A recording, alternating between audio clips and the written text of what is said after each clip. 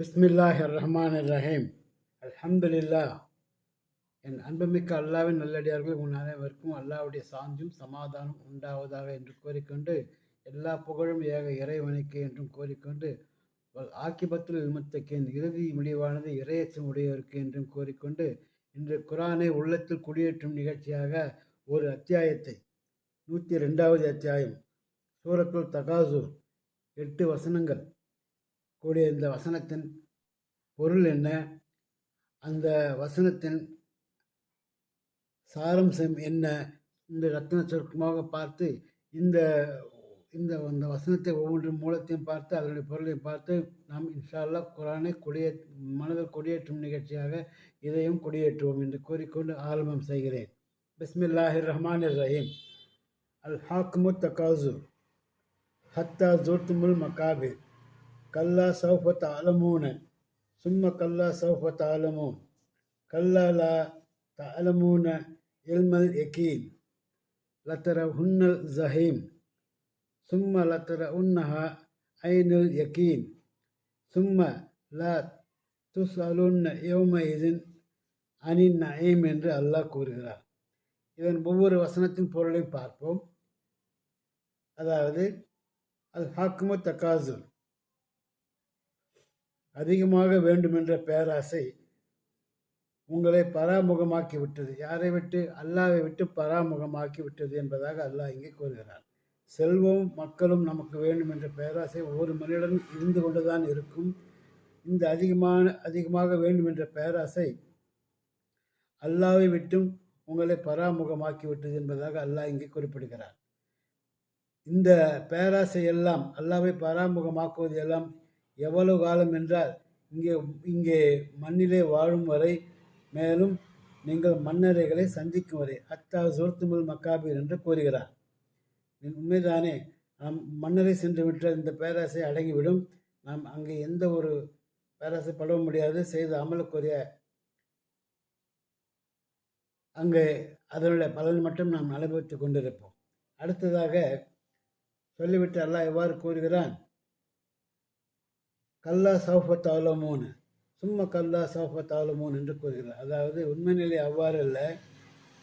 நீங்கள் எவ்வாறு பராமுகமாக இருந்த செல்வம் அதிக பேராசை கொண்டு அல்லாவை பராமுகமாக இருப்பதை அதன் விளைவை விரைவில் நீங்கள் அறிந்து கொள்வீர்கள் என்று கூறுகிறார். பின்னும் அவ்வாறல்ல, அதன் விளைவை விரைவில் நீங்கள் அறிந்து கொள்வீர்கள் என்று 2 முறை இவ்வாறு நம்மிடம் கூறுகிறான், உறுதியாக கூறுகிறார். எனவே நாம் அங்கே சென்று நாம் அதன் விளைவை அறிந்து கொள்ள வேண்டிய சூழ்நிலை கண்டிப்பாக ஒவ்வொருவருக்கும் உண்டாகும். மேலும் கல்லா லவ் தஅலமூன இல்மல் யகீன் என்று கூறுகிறார். உண்மை நிலை அவ்வாறு என்று எதன்பால் உங்களுக்கு முடிவு இருக்கிறது என்பது பற்றி நீங்கள் உறுதியான அறிவாக அறிந்திருப்பீர்களாயின் நீங்கள் ஈடுபட்டிருக்கும் பயனற்ற செயல் உங்களை பராக்காகி இருக்காது. இது நாம் செய்யும் செயல். இங்கே பேராசை அல்லாவை விட்டும் பராமுகமாக்கி இருப்பது என்னவாகும் என்றால், இது ஒரு பயனற்ற செயல். ஏனென்றால் நாம் உண்மை நிலை அறியாமல் நாம் இங்கே உலகத்திலே வாழ்ந்து கொண்டு வருகிறோம்.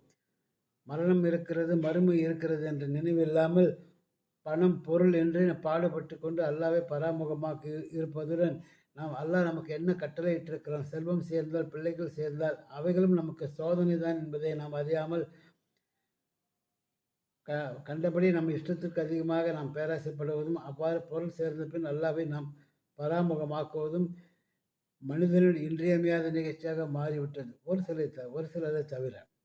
அப்படிப்பட்டவனுக்காகத்தான் இங்கே இந்த எச்சரிக்கையாக இங்கே சொல்லப்படுகிறது. அவன் மனதில் இந்த பொருளை மனதில் உள்வாங்கி அதன்படி நடந்து கொண்டால் அவனுக்கு எந்த ஒரு வேதனையும் பின்னால் இருக்காது என்பதை குறிப்பிடவே இந்த குரானை உள்ளத்தில் குடியேற்றும் நிகழ்ச்சியாக இங்கே குறிப்பிடுகிறது. மேலும் லதரவுன்னல் ஜஹீம், அல்லாவின் மீது சத்தியமாக மறுமையில் நிச்சயமாக நீங்கள் தொலைவிலிருந்து நரகத்தை காண்பீர்கள் என்பதாக இங்கே கூறப்படுகிறது. நிச்சயமாக நீங்கள் நரகத்தை காண்பீர்கள். அதாவது நிச்சயமாக நாம் அங்கே மறுமை நாம் சென்றுவிட்டால் கபரிலிருந்தே நமது செயல்களுக்கு ஏற்ப, நமது அமல்களுக்கு ஏற்ப நாம் என்ன செய்ய முடியும்? நமது சொர்க்கம் நரக்கம் இரண்டையுமே நாம் இங்கே காண்பிக்கப்படும், நமது அமலை பொறுத்து. இதை தொலைவில் நீங்கள் நரகத்தை காண்பீர்கள் என்று கூறும் அல்லாஹ் மறுமையிலே நாம் கண்டிப்பாக நரகத்தை தொலைவில் மட்டுமல்ல, சும்மா லா உன்னல் ஐனில் ஐனில் யக்கீன், அதாவது பின்னரும் நீங்கள் அதை கண்ணுக்கு மிக அருவிகளும் காண செய்வீர்கள் என்பதாக அல்லாஹ் கூறுகிறார். தூரமாக மட்டுமல்ல, பின்னர் மிகவும் கண்ணுக்கு மிகவும் சற்று தூரத்திலே மிகவும் எளிதான தூரத்திலேயே நாம் என்ன செய்ய முடியும்?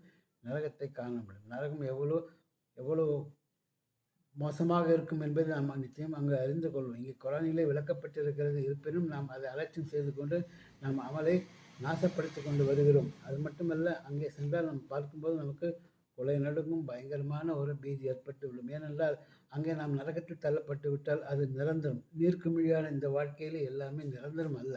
ஆனால் அங்கே சென்று விட்டால் நிலையானது தான்.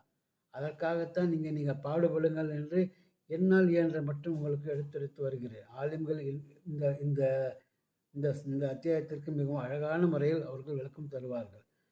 நாம் எனக்கு தெரிந்த வகையில் நம்மை சேர்ந்தவர்களுக்கு நான் எடுத்து கூறி வருகிறேன். மேலும் கடைசியாக அல்லாஹ் இவ்வாறு கூறுகிறான், சும்மா லா தஸ்அலுன்ன யௌம இதன் நஈம், அதாவது பின்னர் உங்களுக்கு வழங்கப்பட்ட அருட்கள், உங்கள் நியமத்துகள், எவ்வளோ நியமத்துகள், ஒவ்வொருவருக்கும் யாருக்கும் நியமத்துகள் வழங்கப்படாமல் இல்லை.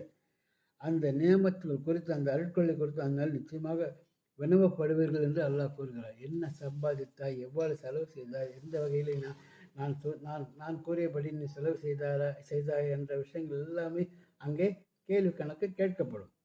எனவேதான் இந்த அத்தியாயத்தின் சாராம்சம் என்னவென்றால், மன்னரே கபரே, அதாவது அந்த கபரை சந்திக்கும் வரை மனிதன் பேராசையானது உண்மையை விட்டும் பாராமுகமாகி கொண்டே இருக்கிறது, அல்லாவை விட்டும் தூரமாகி கொண்டு வருகிறது.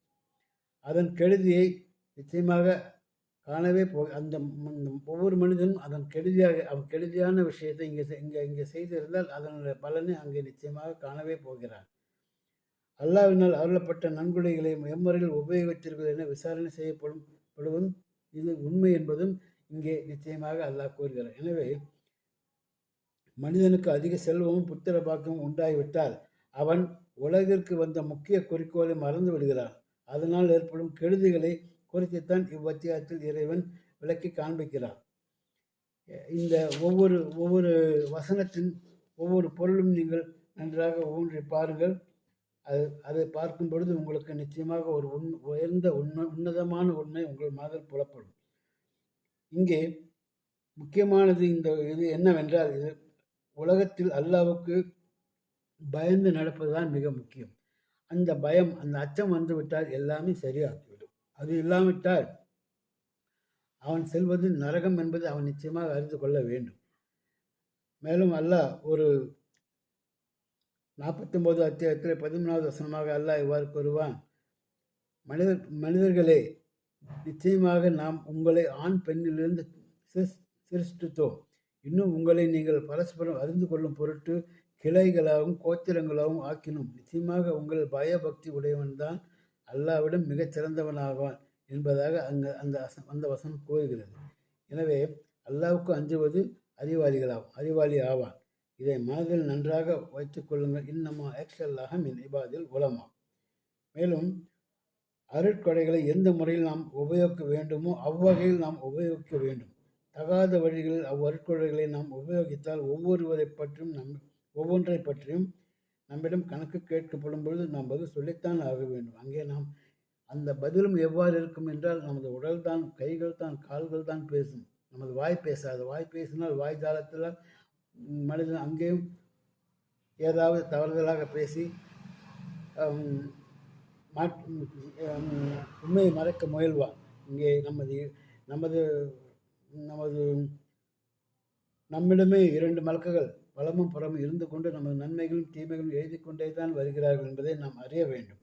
மேலும் இவ்வசனத்துக்கு நபி ஸல்லல்லாஹு அலைஹி வஸல்லம் அவர்கள் பின்வாறு விளக்கம் கூறினார்கள். மனிதனே, நான் உனக்கு உலகில் சர்வ கீர்த்தியையும் செல்வத்தையும் சுகபோக பாக்கியங்களும் அருளினேன் அல்லவா என இறைவன் கேட்க, ஆம் என மனிதன் ஒப்புக்கொள்வான். எந்த நாயன் அத்தனை பாக்கியமும் கொடுத்தானோ அவனை சற்றாவது மனதில் நினைத்தாயே என்று இறைவன் கேட்கும்போது சரியான பதில் கூற முடியாமல் மனிதன் தத்தளிப்பான். ஆகவே உலகில் என்னை நீ மறந்தது போலவே எனது கிருபை இன்று உனக்கு கிடைக்காதவாறு துர்பாக்கிய நிலையில் உன்னை நான் ஆக்கிவிடுகிறேன் என்று உன்னை மறந்து விடுகிறேன் என்றும் இறைவன் கூறுவான். இந்த நிலை ஏற்படுவதற்கு நாம் பாடுபடக்கூடாது. எனவே தான் அல்லாஹ்வின் அச்சம் வர வேண்டும். அல்லாஹ்வின் அச்சத்தினால் அனைத்து வகையான அமல்களும் மிகச் சரியான வழியில் சென்றுவிடும். இந்த இந்த பெருமா ஸல்லல்லாஹு அலைஹி வஸல்லம் அவர்கள் பொன்மொழிகள் முஸ்லிமிலே இவ்வாறு பதியப்பட்டிருக்கிறது.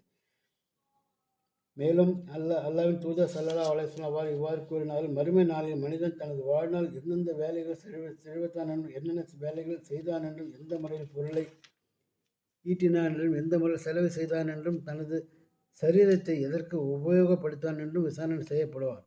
எனவே அல்லாஹ்வுக்கு நாம் நல்ல நல்ல அடியார்களாக ஆக வேண்டும். அவனுடைய கட்டளைப்படி நாம் சம்பாதிக்க வேண்டும். அவனுடைய கட்டளைப்படி நாம் செலவு செய்ய வேண்டும். எனவே இந்த அத்தியாயத்தை நன்றாக ஒன்றுக்கு பலமுறை ஒவ்வொன்று வசனம் ஒன்றுக்கு பலமுறை நீங்கள் படிப்பதோடு உங்கள் உற்றார் உறவினர் குறிப்பாக உங்கள் குடும்பத்தின் அனைவருக்கும் நீங்கள் எடுத்துரைத்து அவர்களுக்கும் அல்லாஹ்வுடைய அச்சத்தை எடுத்துக்காட்டி அவர்களை அச்சமூட்டி எச்சரிக்கை செய்வதுடன் ஒற்றார் உறவினரும் இந்த வசனத்தின் மகிமையை நீங்கள் பகிருங்கள். இங்கேயே நாம் சரி செய்து விட வேண்டும். பிறகுதான் நமக்கு பிறகு ஏற்படும் பயனும் ஒவ்வொரு நிலையிலும் நான் வெற்றி பெற்று கொண்டிருப்போம் என்று கேட்டுக்கொண்டு வாய்ப்புக்கு நன்றி கூறி விடைபெற்றுக் கொள்கிற வாஹதவான் அல்ஹம்துலில்லாஹி ரபில் ஆலமீன். அஸ்ஸலாமு அலைக்கும் வரஹ்மத்துல்லாஹி தஆலா வபரகாத்துஹு.